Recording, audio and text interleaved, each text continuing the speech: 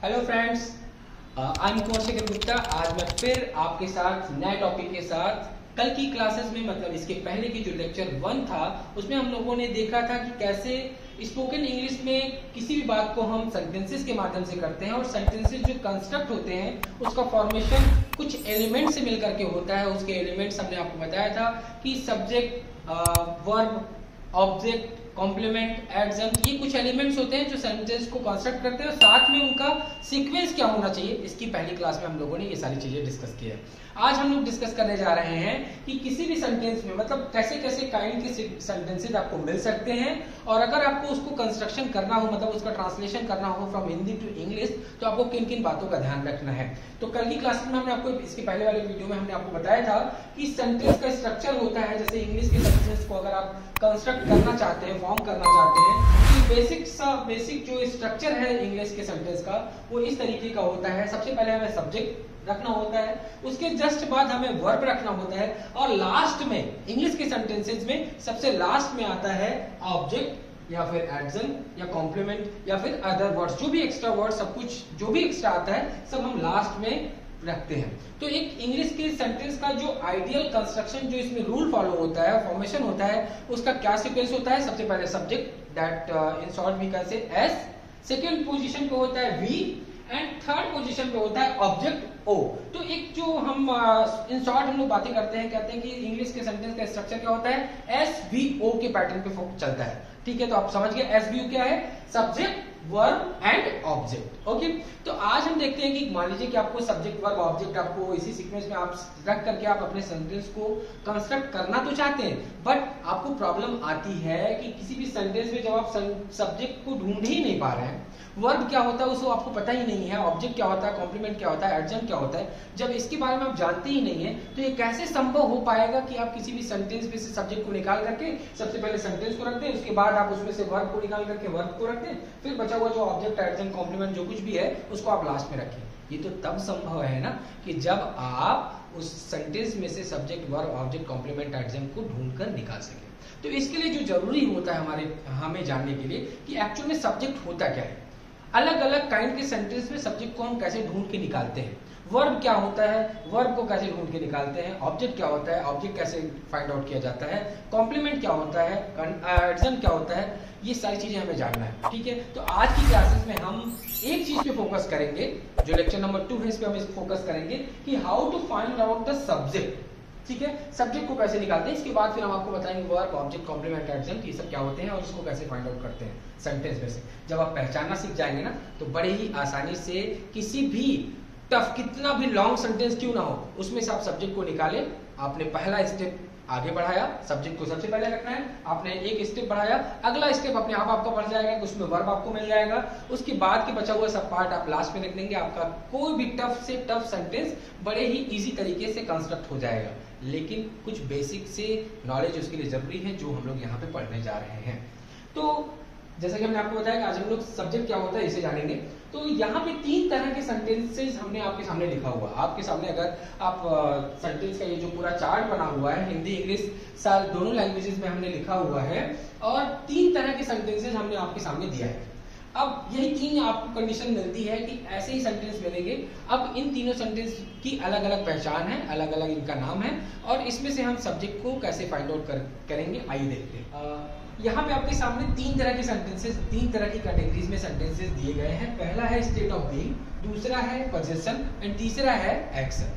देखिए ये 3 कैटेगरी में हमने इस तरीके से बांटा है कि सेंटेंस को हमने एनालिसिस किया तो देखा कि 3 तरह के सेंटेंसेस ही हमें देखने को मिल रहे हैं और इन्हीं तीनों सेंटेंसेस में अगर हम सब्जेक्ट को फाइंड आउट करना सीख लें तो कितना टफ से टफ सेंटेंस या कितना लंबा सेंटेंस क्यों ना हो, हम बड़ी आसानी से जब सब्जेक्ट को फाइंड आउट कर लेंगे और इस रूल में हम उसको प्रोजेक्ट कर देंगे, उस रूल में हम उसको फिट कर देंगे कि सबसे पहले हमको सब्जेक्ट फिट कर लाना है, तो सब्जेक्ट फाइंड आउट कर ही लिया तो सब्जेक्ट की जगह पे सब्जेक्ट रखा, उसके अकॉर्डिंग वर्ब डिसाइड हुआ और जो बचा हुआ पार्ट है सेंटेंस का उसको हमने लास्ट में रख दिया। तो कोई भी ट्रांसलेशन या कोई भी सेंटेंस कितना लंबा क्यों ना हो बड़ा आसान हो जाता है। तो इसीलिए हमने इन मतलब सारे सेंटेंसेस को 3 कैटेगरीज में डिवाइड करने की कोशिश किया है। पहला सेंटेंस है स्टेट ऑफ बीइंग, यहाँ नीचे आप देखिए लिखा हुआ सेंटेंस विदाउट एक्शन, मींस ऐसा सेंटेंस जिसमें कि कोई एक्शन ना हो। यहीं पे इसके जस्ट कंट्रेरी देखिए एक ऐसा सेंटेंस जो कि क्या है, एक्शन, एक्शन लिखा हुआ है। Action means tense. मतलब क्या है, कहने का ये मतलब है एक ऐसा सेंटेंस होता है जिसमें कि कोई एक्शन होता है, कोई एक्टिविटी होती है, और उस तरह के सेंटेंसेस को हम टेंस में पढ़ते हैं। आप टेंस से भली भांति परिचित होंगे। और दूसरा इसके अपोजिट सेंटेंस है जिसमें एक्शन है ही नहीं, तो इसको हम क्या बोलते हैं, स्टेट ऑफ बीइंग। ठीक है, तो अभी तक हम लोग केवल टेंस को ही पढ़ते थे, तो हमको ये वाला सेंटेंस कैसे ट्रांसलेट करते अगर हमारे सामने आ जाता है तो इसको हम ट्रांसलेट कैसे करते हैं, स्टेट ऑफ बीइंग के मेथड से। इसको एक एक करके हम पढ़ाई भी करेंगे, एक एक स्टडी भी करेंगे कि टेंस का क्या रोल है पूरा एक, और स्टेट ऑफ बीइंग के सेंटेंसेस को कैसे ट्रांसलेट करते हैं, पोजीशन अगर सेंटेंस में है तो उसको कैसे ट्रांसलेट करते हैं। बट हम यहाँ पे बताना आपको ये चाह रहे हैं कि अगर सेंटेंस विदाउट एक्शन है तो इसमें हम सब्जेक्ट को कैसे फाइंड आउट करेंगे। देखिए, यहाँ सेंटेंस विदाउट एक्शन का मतलब कि तुम्हारा भाई मेरा दोस्त है, इस तरह इस सेंटेंस में कोई एक्शन देखने को मिल रहा है। अच्छा, सबसे पहले मैं आपको ये बता दूं कि एक्शन होता क्या है। मैं समझ पा रहा हूं कि आपको एक्शन क्या होता है, ये आपके लिए सबसे बड़ी प्रॉब्लम आ रही है कि एक्शन मतलब क्या है। एक्शन का मतलब कि ऐसा वर्ड जो कि किसी एक्टिविटी को डिनोट करे, जैसे कि कहना, सुनना, आना, जाना, लेना, देना, तोड़ना, फोड़ना, त्यागना, ये सब क्या है, ये ऐसे वर्ड्स हैं जो किसी एक्टिविटी को डिनोट कर रहे हैं। जब ऐसे एक्टिविटी डिनोट होती है तो उसी को हम क्या बोलते हैं, एक्शन बोलते हैं। ये इस तरह की एक्टिविटी कोई इन सेंटेंसेस में नहीं होगी, जबकि इन सेंटेंसेस में अगर एक्टिविटी ना हो तो वो इस तरह का सेंटेंस ही नहीं रहेगा। मतलब इन सेंटेंसेस में एक्टिविटी जरूरी है और इसमें कोई एक्टिविटी मतलब इसमें एक्शन नहीं होना चाहिए। तो अगर इन तरह के सेंटेंसेस हैं तो सब्जेक्ट कैसे फाइंड आउट करेंगे, तुम्हारा भाई मेरा दोस्त है, इसमें हम सब्जेक्ट को फाइंड आउट करेंगे जिसके बारे में हम बात कर रहे हैं, जिसके बारे में हम बात कर रहे होंगे वो क्या हो जाएगा, सब्जेक्ट। ठीक है, मतलब सेंटेंस जिसमें एक्शन ना हो उसमें हम देखेंगे कि जिसके बारे में हम बात कर रहे हैं वो चाहे कोई व्यक्ति हो, वस्तु हो या स्थान हो, जिसके बारे में हम बात कर रहे होंगे वो हमारा सब्जेक्ट कहलाएगा।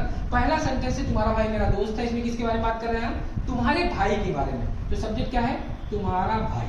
ठीक है, नेक्स्ट सेंटेंस अगर देखिए, उसके शर्ट की रंग सफेद है, उसके शर्ट की रंग सफेद है, किसके बारे में बात कर रहे हैं, उसके शर्ट के बारे में बात कर रहे हैं। पूरा सब्जेक्ट क्या है यहाँ पे, उसके शर्ट की रंग, यहां तक पूरा सब्जेक्ट है। नेक्स्ट सेंटेंस, भोजपुरी भाषा बहुत पुरानी है, किसके बारे में बात कर रहे हैं, हम यहाँ पे भोजपुरी भाषा के बारे में बात कर रहे हैं। तो यहाँ पे जो सब्जेक्ट हुआ क्या हुआ, यहाँ पे हुआ भोजपुरी भाषा। देखिए, अगर आप इस तरीके से सब्जेक्ट फाइंड आउट कर ले रहे हैं ना किसी सेंटेंस में, तो बड़े आसानी से सेंटेंस को आप ट्रांसलेट कर लेंगे, आपको कोई भी टफ नहीं रहेगा। पहला स्टेप है ये, आगे के स्टेप्स हम आपको क्लियर करेंगे कि how to improve English language.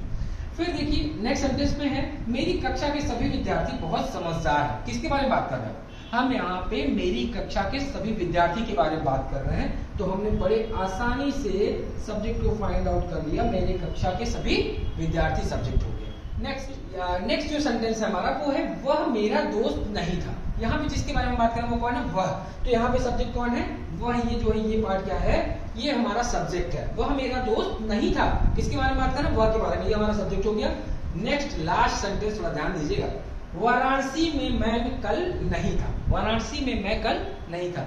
मैं बताऊं एक बात कि जो मोस्टली लोग ये सफर करते हैं या फिर एरर करते हैं, वो ये होता है कि हमारा ये मानना होता है कि सेंटेंस की शुरुआत में ही सब्जेक्ट आ जाता है। कल हमने पढ़ाया भी था, मतलब लेक्चर 1 में हमने आपको बताया भी कि सब्जेक्ट जो है हिंदी का स्ट्रक्चर होता है, सबसे पहले सब्जेक्ट, उसके बाद ऑब्जेक्ट, उसके बाद वर्ब आता है।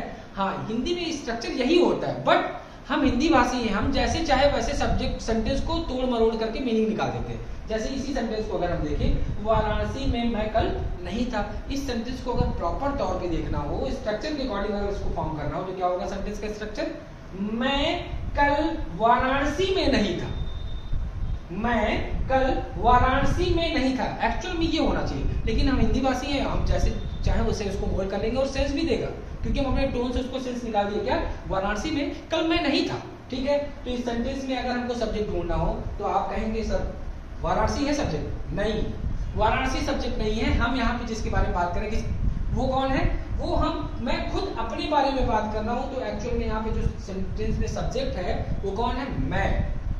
क्लियर, ये सेंटेंस ध्यान से देखिएगा, यहाँ पे सब्जेक्ट कौन है, मैं। क्यों, क्योंकि यहाँ पे वाराणसी के बारे में बात कर रहे हैं, एक्चुअली हम बात किसके बारे में कर रहे हैं, मैं खुद अपने बारे में बात कर रहा हूँ, यहाँ पे सब्जेक्ट हो गया मैं।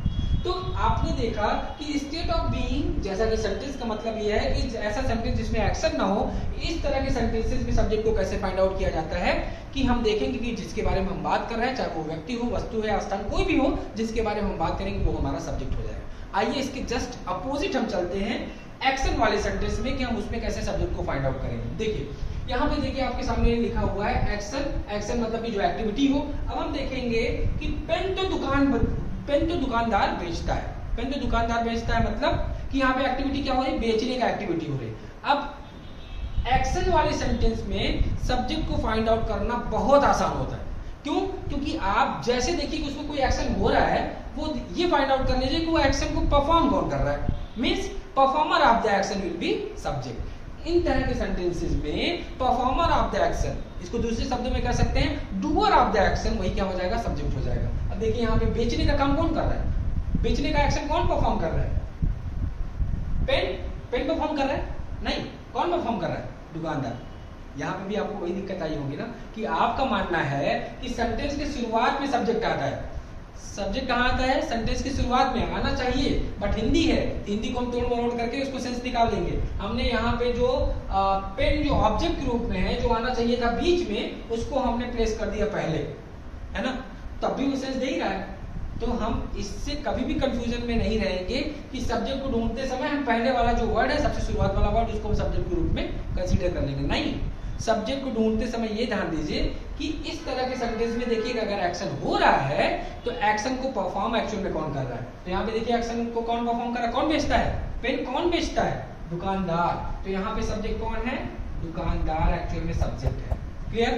पेन नहीं है, ध्यान दीजिएगा, क्यों नहीं है, क्योंकि पेन ऑब्जेक्ट है, बेचने का काम कौन कर रहा है, दुकानदार। तो सेलर कौन है, डूअर ऑफ द एक्शन, दुकानदार, इसलिए सब्जेक्ट कौन है, दुकानदार। नेक्स्ट सेंटेंस, उसकी सारी किताबें मैं उधार लिया हूं, उसकी सारी किताबें मैं उधार लिया हूं। इस सेंटेंस में भी देखिए क्या लिख रहा है, उसकी सारी किताबें। अगर आपने गलती से ट्रांसलेशन करते समय यहीं से शुरुआत कर दीजिए, उसकी सारी किताबें। अब आपको मैं चैलेंज करता हूं कि आप सेंटेंस कभी भी प्रॉपर्ली ट्रांसलेट नहीं कर पाएंगे, सेंस नहीं दे।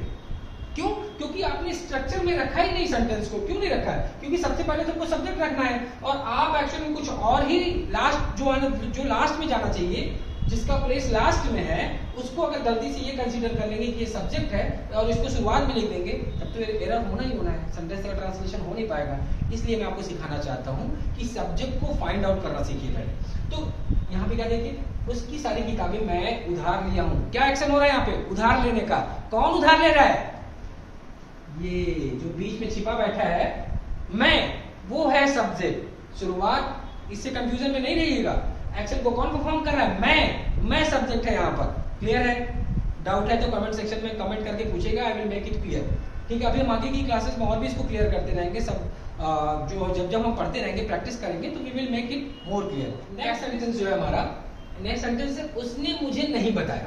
अब इस सेंटेंस में अगर आप देखिए, हमने कहा ना कि टेंस वाला सेंटेंस मतलब एक्शन वाले सेंटेंस में सब्जेक्ट को ढूंढने का सिंपल सा तरीका कि doer of the action will be subject, मतलब जो एक्शन को परफॉर्म कर रहा है वही कौन है, सब्जेक्ट है। तो यहाँ पे एक्शन क्या हो रहा है, बताने का। बताने का काम कौन कर रहा है, उसने मुझे नहीं बताया।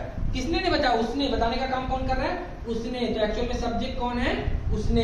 ठीक है, फिर अगर हम नेक्स्ट सेंटेंस देखिए, जो नेक्स्ट सेंटेंस है हमारे पास, आज मैं वाराणसी जा रहा हूं। आज मैं वाराणसी जा रहा हूं। यहाँ का एक्शन हो रहा है, जाने का काम हो रहा है। जाने का काम कौन कर रहा है, आज मैं वाराणसी जा रहा हूं। ठीक है, ये तो टाइम है, इसको चाहे आप आगे रखें या पीछे रखें, दोनों काम बन जाता है। देखिए हमने टाइम को पहले रख दिया, कोई दिक्कत नहीं। इसको चाहते तो आप लास्ट में भी रख सकते थे। अभी हम इसको सिखाएंगे, जब आगे की क्लासेस आप करेंगे तो समझ में आ जाएगा कि कैसे किन किन चीजों को हम आगे पीछे कर सकते हैं। देखिए, आज मैं वाराणसी जा रहा हूँ, तो यहाँ पे एक्शन को कौन परफॉर्म कर रहा है, मैं। यहाँ पे सब्जेक्ट कौन है, मैं। नेक्स्ट सेंटेंस, मुझे रोहित ने नहीं बुलाया। बुलाने का काम हो रहा है, एक्शन क्या हो रहा है, बुलाने का। कौन नहीं बुलाया, एक्शन कौन कर रहा है, किसने। मतलब बुलाने का काम कौन करेगा, रोहित। मुझे नहीं, सब्जेक्ट मुझे नहीं है। कौन है यहाँ पे सब्जेक्ट, रोहित। क्लियर है? नेक्स्ट सेंटेंस, मोदी जी ने मुझे एक पत्र लिखा। मोदी जी ने मुझे एक पत्र लिखा। यहाँ पे ने कर लीजिए, इन छूट गया है। मोदी जी ने मुझे एक पत्र लिखा। तो मोदी जी ने मुझे एक पत्र लिखा, लिखने का एक्शन हो रहा है। किसने लिखा, एक्चुअल में मोदी जी ने लिखा। तो सब्जेक्ट कौन है, मोदी जी। क्लियर? सब्जेक्ट है मोदी जी। नेक्स्ट हमें उसे मैं नहीं जानता। उसे मैं नहीं जानता हूं। जानना, क्या एक्शन है, जानने का। कौन परफॉर्म करेगा, जानना। कौन नहीं जानता, मैं। सब्जेक्ट कौन, मैं। तो आपने इधर के सेंटेंसेस में क्या देखा कि ऐसा सेंटेंस जिसमें एक्शन हो रहा, उसमें आप सब्जेक्ट कैसे फाइंड आउट करेंगे। उसमें आप सिंपली देखेंगे कि एक्शन क्या हो रहा है, जो एक्शन हो रहा है उसका परफॉर्मर एक्चुअल में कौन है, performer of the action will be subject. कितना आसान है कि मोदी जी ने देशवासियों को करोड़ों रुपए दान में दिया, है ना। तो क्या है यहाँ पे सब्जेक्ट अगर हम आपसे पूछे कौन है, डूअर कौन है, मोदी जी, सिंपल। तो एक्शन यहाँ पे परफॉर्म हो रहा है, उसमें doer of the action will be subject. ये एग्जांपल्स आपके सामने हैं, आपने देख भी लिया कि डूअर ऑफ द एक्शन चाहे वो बीच में ही क्यों ना हो। जैसे देखिए यहाँ पे मैं यहाँ था, रोहित यहाँ बीच में था, तो आपको ढूंढ करके निकालना होगा कि सब्जेक्ट एक्चुअल में है कहाँ। अगर हम आपको एग्जांपल दें कि अध्यापक को बच्चे पीटते हैं, अध्यापक को बच्चे पीटते हैं, इस सेंटेंस में आप सब्जेक्ट क्या है, कमेंट बॉक्स में बताइए। अध्यापक को बच्चे पीटते हैं, इसमें सब्जेक्ट कहां पर है आपको बताना है, ठीक है। अब आपने दो तरह के सेंटेंसेस देखा, ऐसा सेंटेंस जिसमें कि एक्शन नहीं है और एक सेंटेंस ऐसा देखा जिसमें कि एक्शन हो रहा है। सब्जेक्ट को आसानी से दोनों में आपने ढूंढ लिया कि जिसमें एक्शन नहीं हो रहा है उसमें जिसके बारे में बात कर रहे होंगे वो सब्जेक्ट, जिसमें एक्शन हो रहा है performer of the action will be subject. अब एक अभी बचा हुआ है, क्या है, पोजीशन। पोजीशन जैसा कि सबसे ही क्लियर है कि पोजीशन मतलब यहाँ पे देखिए ब्रैकेट में लिखा हुआ टू कीप, मतलब ऐसा सेंटेंस जो किसी भी चीज पर, मतलब जिसमें कोई सब्जेक्ट, कोई पर्टिकुलर पर्सन किसी भी चीज पे अपना अधिकार शो करे। जैसे कभी कभी हम लोग बोलते हैं ना, मेरे पास एक पेन है, मेरे पास तो 2 कार है, तुम्हारे पास कितनी।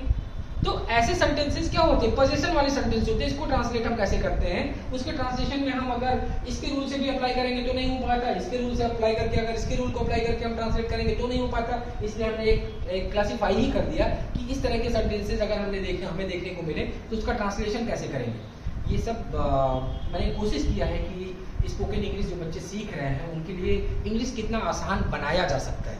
तो this is my way to teach you the language, ठीक है। इसीलिए हमने यहाँ पे एक सेंटेंसेस डिफरेंट टाइप का हमको दिखा, जिसमें कि पोजीशन दिखता है, उसको हमने एक अलग कैटेगरी में ही बना लिया है, पोजीशन वाला सेंटेंस, जिसमें कि कोई व्यक्ति या वस्तु किसी चीज पर अपना अधिकार शो करेगा। जैसे मैंने कहा मेरे पास एक पेन है, मेरे पास एक कार है, उसके पास 2 घर है, मोदी जी के पास कई सिक्योरिटी गार्ड्स है। ये सब में क्या है, पर्टिकुलर व्यक्ति किसी चीज पर या पर्टिकुलर वस्तु, जैसे मैंने कहा चेयर में 4 घोड़े हैं, मतलब चेयर के पास 4 सपोर्ट है। तो क्या है यहाँ पे वो पर्टिकुलर चेयर 4 सपोर्ट पर अपना क्या है, अधिकार शो कर रहा है। मेरे पास एक पेन है, यहाँ पे मैं पेन पर अपना अधिकार शो कर रहा हूँ। तो इस तरह के सेंटेंसेस जब आपको देखने को मिले तो ऐसे सेंटेंसेस में आप सब्जेक्ट कैसे ढूंढ के निकालेंगे। अब आपको लगेगा, जैसे यहाँ पे एग्जांपल में लिखा हो मेरे पास एक कार है, अगर आपको ट्रांसलेट करेंगे, शब्द वर्ड टू वर्ड ट्रांसलेट करेंगे ना, तो क्या होगा, मेरे का इंग्लिश क्या हो जाएगा, माई। अब गलती से अगर आपने माई लिख दिया तो गया। क्यों गया, क्योंकि सब्जेक्ट सब्जेक्टिव केस में होता है, माई नहीं होना चाहिए, बल्कि माई का सब्जेक्टिव केस क्या होता है, आई लिखा होगा। तो ऐसे सेंटेंसेस, जैसे तुम्हारे पास एक कार है तो तुम्हारे का इंग्लिश योर होता है, नहीं, अगर ये सब्जेक्ट के रूप में आ रहा है तो तुम्हारे का इंग्लिश क्या होना चाहिए, यू होना चाहिए। उनके इंग्लिश क्या होता है, देयर। अगर शाब्दिक अर्थ देखें तो इनकी क्या होता है, देयर। तो अगर हम सब्जेक्टिव केस में रखना चाहते हैं देयर को तो क्या लिखेंगे, दे। क्लियर है, ये सब चीजें आप लोग एक करके नेक्स्ट वीडियोस में पढ़ते रहिएगा, देखते रहिएगा। तो नेक्स्ट सेंटेंस देखिए, रोहित के पास एक घर था, रोहित के पास एक घर था, किसके बारे में, कौन पोजेस कर रहा है, घर कौन पोजेस कर रहा है, रोहित। सब्जेक्ट कौन हो गया, सिंपल तरीका, रोहित सब्जेक्ट हो गया। इस सेंटेंस में अगर देखें, सुरेश के पास 2 लड़के थे, सुरेश के पास 2 लड़के थे, उन 2 लड़कों को कौन पोजेस कर रहा है, किसका उन पर अधिकार है, सुरेश सब्जेक्ट हो गया। सचिन के पास एक बंगला है, कौन पोजेस कर रहा है, सचिन। मेरे दोस्त के भाई के पास बहुत सी किताबें हैं। थोड़ा लंबा हुआ सेंटेंस, अब आप डर जाते हैं, जैसे लंबा होता है वैसे ही डर जाते हैं। इसीलिए हम आपको ये टेक्निक सिखा रहे हैं कि कितना भी लंबा सेंटेंस क्यों ना हो, easily just find out the subject. यहाँ पे कौन है, मेरे दोस्त के भाई के पास, सब्जेक्ट कौन है, मेरे दोस्त के भाई। मेरे दोस्त के भाई क्या हो गया, पूरा ये हमारा सब्जेक्ट हो गया। ओके, देखिए सेंटेंस में अब आपने सब्जेक्ट ढूंढ निकाला ना, तो सेंटेंस ट्रांसलेट इजीली हो जाएगा। लास्ट सेंटेंस देखिए क्या है, चोर के पास बहुत पैसा है, चोर के पास बहुत पैसा है, होता भी है, हाँ, चोरी करके देखो एक बार, चोर के पास बहुत पैसा है, कौन है, कौन पोजेस कर रहा है, सब्जेक्ट है यहाँ पे चोर, ठीक है, सब्जेक्ट कौन है, चोर। तो भाई तो क्लियर हो जाना चाहिए ना कि 3 तरीके की सेंटेंसेस हमने आपको दिखाया। पहला ऐसा सेंटेंस था जिसमें कि कोई एक्शन नहीं हो रहा था, तो इसमें सब्जेक्ट को कैसे फाइंड आउट करेंगे, जिसके बारे में हम बात करेंगे वो सब्जेक्ट होगा। दूसरा सेंटेंस बताया जिसमें कि एक्शन हो रहा होगा, एक्शन अगर हो रहा है तो जो डूअर ऑफ द एक्शन होगा या परफॉर्मर ऑफ द एक्शन जो होगा वो सब्जेक्ट होगा। ये तमाम एग्जांपल्स आपके सामने हैं, सब्जेक्ट के नीचे अंडरलाइन किया हुआ है, समझ जाइएगा। तीसरा कैटेगरी हमने आपको दिखाया, ऐसा सेंटेंस जिसमें कि पोजीशन होता है, जिसमें कि कोई सब्जेक्ट किसी भी चीज पर अपना अधिकार शो करता है, इसमें जो पोजेस करता है, जो अधिकार शो करता है वो सब्जेक्ट होता है। ये एग्जांपल्स आपके सामने हैं। अब आपको तो क्लियर हो जाना चाहिए कि 3 ही तरह के सेंटेंस आपको मिलेंगे। अब आप अगर सब्जेक्ट निकाल लिए ना, तो सब्जेक्ट की जगह पे सब्जेक्ट रखिए उसके अकॉर्डिंग वर्ब और एक्शन जैसा हो उसके अकॉर्डिंग उसको डिसाइड करिए, और बचा हुआ जो कुछ भी है ना कचरा सब यहाँ पे लास्ट में रख दीजिए, सेंटेंस आपका इजीली ट्रांसलेट हो जाएगा। अब आप कहेंगे सर इंग्लिश बोलने के लिए अगर हम इतना ट्रांसलेशन करेंगे तो हाउ इज इट पॉसिबल कि हम इंग्लिश फ्लुएंटली बोल सकते हैं? तो देखिए भाई, पहले ही पैदा होते ही हम दौड़ना नहीं सीख गए थे, पैदा होते ही हम दौड़ना तो नहीं सीखे थे, पैदा होते ही हम वी वर जस्ट क्रीपिंग, रेंग रहे थे, धीरे धीरे हम लोग चलते थे घुटने के बल पे, फिर क्या था धीरे धीरे खड़े होना सीखे, फिर हम दौड़ना सीखे ना। तो भाई दिस इज द वे, जब हम अभी चलना सीख रहे हैं, टाइम आएगा व्हेन यू कैन रन, तो wait for that moment. Okay, so I hope कि आपको सब्जेक्ट ढूंढना सब आ गया होगा। नेक्स्ट की क्लास में हम लोग ये लेक्चर नंबर 2 है। जब भी आप वीडियोस देखिए लेक्चर, अगर आप कोई न्यू व्यूअर है, कोई नया है जो इस वीडियो को देख रहा है, तो आपसे रिक्वेस्ट है कि इसके पहले आप लेक्चर 1 को जरूर देख लीजिएगा, ताकि आपको ये सारी चीजें इजीली क्लियर हो जाए। इसके बाद लेक्चर 2 के बाद लेक्चर 3 है, जिसमें कि हम आपको बताने वाले हैं कि एक्चुअल में वर्ब और ऑब्जेक्ट, कॉम्प्लीमेंट, एडजंक्ट, ये सब सारी चीजें क्या होती हैं, कैसे फाइंड आउट करते हैं, कैसे इसको प्लेस करते हैं, ये सारी चीजों को हम डिस्कस करेंगे लेक्चर नंबर 3 में। अभी आपको इतना क्लियर हो गया है। ध्यान रखिएगा कि जो इंग्लिश के सेंटेंसेस का रूल होता है वो क्या होता है, SVO, SVO, ठीक है, सब्जेक्ट, वर्ब एंड ऑब्जेक्ट। जब भी आप सेंटेंस को फॉर्म करिए तो इसी सीक्वेंस को फॉलो करिए, सबसे पहले सब्जेक्ट पुट करिए, उसके बाद वर्ब और उसके बाद ऑब्जेक्ट। तो भाई सीख जाओगे, परेशान नहीं हो, बस keep watching this YouTube channel Learn English with Shekhar sir. If you are new viewer, means if you are new to this YouTube channel, kindly subscribe this. If pressure नहीं है, सब्सक्राइब बोलते ही डर जाते हैं। तो और अगर आप हमारी ऑफलाइन क्लासेस से जुड़ना चाहते हैं और आप जौनपुर से हैं, तो you can join our offline classes also. You will have to visit Renaissance and Institute of English Language and Literature. ये आपका 3rd floor Aryan Complex, Olandganj to TT College Road के बीच में है। ये आप यहाँ पे ऑफलाइन विजिट कर सकते हैं। और अगर ऑनलाइन रेगुलर क्लासेस से जुड़ना चाहते हैं आप, तो जो आपके डिस्क्रिप्शन बॉक्स में हमारा मोबाइल नंबर और व्हाट्सएप ग्रुप और इंस्टाग्राम का लिंक दिया है, वहाँ से फॉलो करके आप हमारे ऑनलाइन क्लासेस से भी रेगुलर क्लासेस से जुड़ सकते हैं और अपनी इंग्लिश को इम्प्रूव कर सकते हैं। सो आज के लिए इतना ही। All the best, take care, thank you so much, kindly share this video to your friends. Thank you.